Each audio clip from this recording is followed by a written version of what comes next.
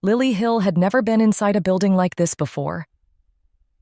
The elevator opened directly into the penthouse hallway, silent and spotless, with soft lighting that made her feel like she was standing in a perfume commercial. Her suitcase wheels made a tiny, guilty sound on the polished floors. She stopped in front of the door marked 46B, took a deep breath, and knocked. There were a few quiet footsteps, then the door opened. Kate West didn't smile, but she didn't look unfriendly either. She just looked composed. Her hair was loose, falling in soft waves around her shoulders. She wore a gray sweater tucked into black slacks, the kind of woman who made you straighten your posture without realizing. "You're Lilly," Kate said. It wasn't a question. Lilly nodded quickly. "Yes. Hi, nice to meet you." Kate stepped aside. "Come in." The apartment was all glass and clean lines. Wide windows looked out over the city, the skyline soft and gold in the late afternoon light. The furniture was expensive in a quiet way. Muted colors, nothing cluttered. A few children's books and a dinosaur toy were scattered near the sofa, but even those looked politely out of place. "Oliver's napping," Kate said, walking into the open kitchen. "You'll meet him soon. He's 5.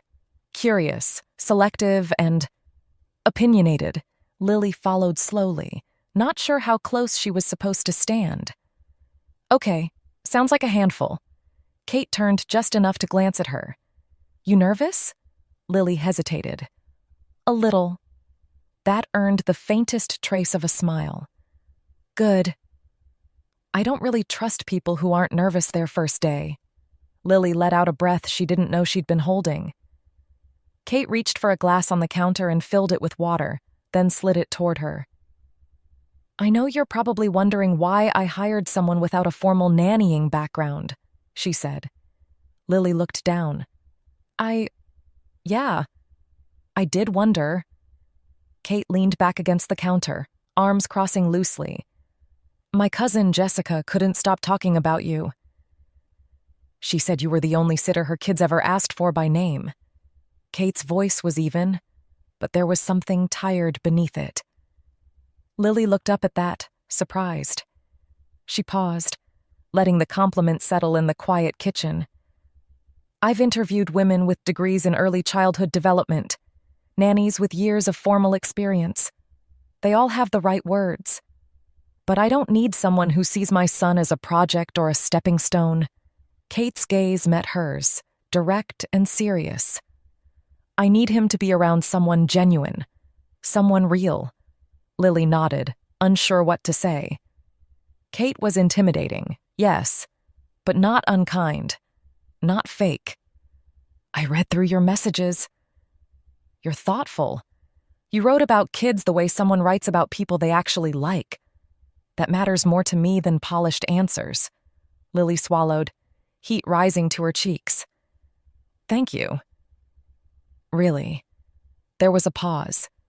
Kate's eyes stayed on her for a second longer than comfortable. Not intense, just curious. "Your room's down the hall, first door on the left," she said, pushing off the counter. "It's small. Sheets are clean. You've got closet space and full kitchen access. Eat whatever you want, just don't touch my wine unless I offer." Lilly smiled a little, unsure if that was a joke. Kate didn't smile back, but her tone was lighter when she added, "I'm kidding." "Mostly." Lilly bent to grab her suitcase. When she stood again, Kate was still watching her, like she was still deciding something. "I'll have a printed schedule for you before dinner," Kate said. "He wakes up around 5 and asks for snacks before he's fully conscious. Don't take it personally if he ignores you at first." "Noted." Kate turned to leave the room, but then glanced over her shoulder. "Welcome, Lilly." Lilly stood there for a few seconds after she left, her heart doing something strange and hopeful in her chest. She hadn't been here more than 10 minutes, but something told her that working for Kate West wasn't going to be the kind of job she could keep at a safe distance. The room was small, just as Kate had said, but it was also perfect. with a window that looked out onto a sliver of the glittering city. As Lilly unpacked, she couldn't help but feel the stark contrast between her worn-out suitcase and the sleek, minimalist space. At 26, she knew what this looked like to an outsider. A college dropout playing housemaid for a tech millionaire in the city. Friends back home were getting promotions, buying houses, picking out wedding venues. And here she was, a live-in nanny, carefully folding her sweaters into a stranger's dresser. It would be easy to feel like she had taken a step backward. But as she smoothed out a wrinkled t-shirt, she knew it wasn't true. Leaving school hadn't been a failure. It had been a choice. This job wasn't a last resort. It was a quiet, deliberate step toward something that felt more real than a lecture hall ever had. Still, the thought lingered. Lilly was halfway through unpacking when soft footsteps padded to a stop outside her door. A small boy stood in the hallway, clutching a green stuffed dinosaur to his chest. He was in pajamas, his curls messy and his eyes wide but calm. He just looked at her. "Hi," Lilly said gently. "I'm Lilly." He nodded, not moving from his spot. "You must be Oliver." Another nod. "Are you hungry?" "A little," he said after a moment of thought. She followed him to the kitchen, letting him lead the way. He climbed onto a stool without a word. Lilly scanned the fridge, pulling out a small container. "Strawberry yogurt okay?" His eyes flicked from the yogurt to her. "Do you like it?" "Yeah," she answered, a little surprised by the question. "I think so." "Then yeah." She got him a spoon and sat across from him. He ate in slow, neat bites, glancing up at her every now and then with a quiet curiosity, as if he were sizing her up. "My last nanny had really long nails," he announced between bites. "I bite mine," Lilly admitted, looking down at her own hands. A beat passed as Oliver looked around the room. "Do you read bedtime stories?" "Definitely." "Okay," he said simply, and the single word felt like it sealed something important between them. A few minutes later, the front door opened. Kate walked in, tossing her keys into the tray by the door, and paused when she saw the two of them at the kitchen counter. "She picked the good yogurt," Oliver told his mom, turning in his seat. "Is that right?" Kate asked, one eyebrow arching in amusement. He leaned slightly toward his mom, but his eyes stayed on Lilly. "She's also pretty." A soft, surprised laugh escaped Kate. She reached over and ruffled Oliver's curls. "Oh, really? Getting an early start on having good taste, are we?" she teased, her eyes sparkling as they met Lily's for a moment. Lilly looked down at the counter, trying to hide the smile spreading across her face as warmth crept into her ears. Oliver had fallen asleep quickly, curled up under a blanket with his dinosaur tucked beneath one arm. The quiet afterward felt heavier than expected, like the apartment had exhaled. Lilly lingered in the kitchen, wiping down a counter that was already clean, unsure if she should retreat to her room or wait to be dismissed. The city lights pressed softly against the tall windows, everything calm and hushed. She heard a clink from the direction of the balcony. A few moments later, Kate appeared in the doorway holding 2 mugs. "I wasn't sure if you'd gone to bed," she said. "I made tea." "Thanks." Lilly offered a small smile, following Kate out onto the balcony. The view stretched wide, distant headlights threading through the city, the hum of traffic like a lullaby far below. "Chamomile," Kate said, handing her a mug. "I figured it was a safe bet." "It's perfect," Lilly said, wrapping her fingers around the warmth. They stood quietly for a moment, Kate leaning on the railing with her gaze on the skyline. Lilly stayed a half step back, taking a tentative sip. "He doesn't usually warm up to people that fast," Kate said eventually, her voice soft. "Oliver, I mean, he's a good judge of character." "He's sweet," Lilly replied, "and very observant." He is, Kate agreed with a small, knowing nod. The silence that followed wasn't awkward, just calm. My cousin Jessica was adamant you were the right choice, Kate added after a moment, a hint of a smile in her voice. But I'll admit I was still a little hesitant. Worried this might be too isolating or just not what you were expecting. The admission was surprisingly direct. I just needed a change, Lily said quietly. Something different. And Jessica was very convincing. She usually is, Kate said with a dry warmth. The comment made Lily feel brave enough to add, I dropped out of university. It wasn't for me, but everyone back home sort of expects you to have a plan. Plans are overrated, Kate said, finally glancing over at her. Sometimes you just have to do the thing that feels possible right now. Lily looked down into her mug, a sense of relief washing over her. After a while, Kate set her own mug aside. It's getting late. You should get some sleep.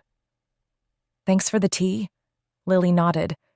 And for this. Kate moved to the doorway and paused. Oliver's right, by the way, she said over her shoulder, her tone almost casual. About what? Lily looked up. You're nice. A small smile tugged at Kate's mouth. And you have excellent taste in yogurt. She disappeared inside before Lily could respond. Left alone with the quiet and the city and the slowly cooling tea, Lily stood still for a while. A few months had passed, and Lily had started to recognize the city's patterns. The subway routes that had felt impossible on her first day now made sense. She knew which coffee shop opened earliest, which corner store stayed open late. The streets that had once seemed like a maze designed to confuse her had become familiar paths leading to what felt like home. Her days had settled into something that surprised her with how natural it felt. Quiet mornings with Oliver, who had turned out to be funnier and more clever than most adults she knew. Peaceful afternoons while he napped and she caught up on reading, or just sat by the window watching the city move below. Evenings when Kate came home, tired but grateful, and the three of them shared dinner like they were something closer to family than employer and employee. There was, however, one problem that had grown significantly less manageable over those months. Lily had developed what could only be described as a ridiculously inconvenient crush on Kate. It had crept up on her slowly, then ambushed her completely.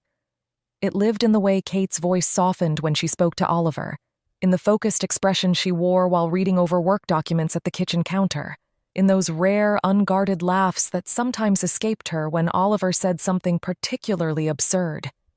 It was hopeless and utterly one-sided, and Lily had been doing her absolute best to pretend it didn't exist. They left the building just after 10 that Saturday. It wasn't planned. Kate had come out of her office in jeans and a light coat, glancing at her phone like she'd already made up her mind. "Do you want to get out for a bit?" she asked, looking at Lily. "There's a bookstore a few blocks down.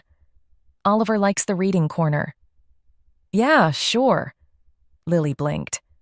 "That sounds nice." Oliver, as if summoned by the idea, already had his shoes on. The sidewalk was bright but not too busy, morning sun falling between tall buildings. Oliver walked between them, holding his dinosaur in one hand and Kate's in the other, until halfway down the block, he quietly reached for Lily's instead. His fingers were small and warm. He didn't say anything. He just held on. Lily glanced up, surprised, and her heart did a stupid little flip. She didn't say a word. Kate noticed. She didn't smile, exactly, but something in her expression softened, like a door had opened just a crack. The bookstore was tucked into a quiet side street, all warm wood floors and shelves that smelled like paper and dust.